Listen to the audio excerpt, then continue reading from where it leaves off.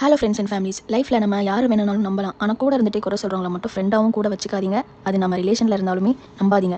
Because சின்ன விஷயமா இருந்தாலும் அவங்களுக்காக நம்ம இம்பார்ட்டன்ஸ் கொடுத்து பண்ணுறது எல்லாமே வேஸ்ட். கடைசி வரைக்குமே அவங்க குறை சொல்லிட்டே மட்டும்தான் இருப்பாங்க. ஆனால் நம்ம தான் ஃபைனலாக ஃபீல் பண்ணிவிட்டு யோசிச்சுட்டு இருப்போம். ஒன்ஸ் இவங்களை இப்படி தான் அப்படின்னு நினச்சிட்டு அதுலேருந்து வெளியே வந்துட்டோம்னா திரும்ப யார் என்ன பண்ணாலும் அதை நம்ம பெருசாக எடுத்துக்க மாட்டோம். இது நான் ஏன் சொல்கிறேன்னா, என்னோட லைஃப்பில் நடந்த ஒரு சின்ன எக்ஸ்பீரியன்ஸ் உங்களோட ஷேர் பண்ணணும்னு தோணுச்சு, அவ்வளோதான். முக்கியமாக சொல்லணும்னா, இந்த சொந்தக்காரங்கன்னு 4 பேர் சும்மா பேருக்கு இருப்பாங்களே, அவங்க பேசுகிறதெல்லாம் காதில் கூட வாங்காதீங்க. அவங்களாலையுமே குறை சொல்ல மட்டுமே தான் முடியும். கஷ்ட டைமில் வந்து ஹெல்ப் பண்ண சொல்லுங்களேன், யாருமே வரமாட்டாங்க. ஆனால் குறை சொல்ல மட்டும் பாருங்கள், 1000 பேர் இருப்பாங்க. லைஃப்பில் நம்ம க்ரோத் ஆகிறத பார்த்து பொறாமப்படுற கும்பலுமே இவங்க தான். அதுக்கு பின்னாடி எவ்வளோ கஷ்டம், எவ்வளோ உழைப்பு இருக்குன்றதுலாம் எனக்கு தெரியாது. இதனால் அவங்களுக்கு என்ன யூஸ்ன்றதுமே எனக்கு புரிய மாட்டேங்குது. ஒருவேளை நம்மளை பற்றி குறை சொன்னால் பேங்க் அக்கௌண்ட்டில் லேக்ஸ் கணக்கில் அமௌண்ட் கிரெடிட் ஆகுமோ என்னமோ.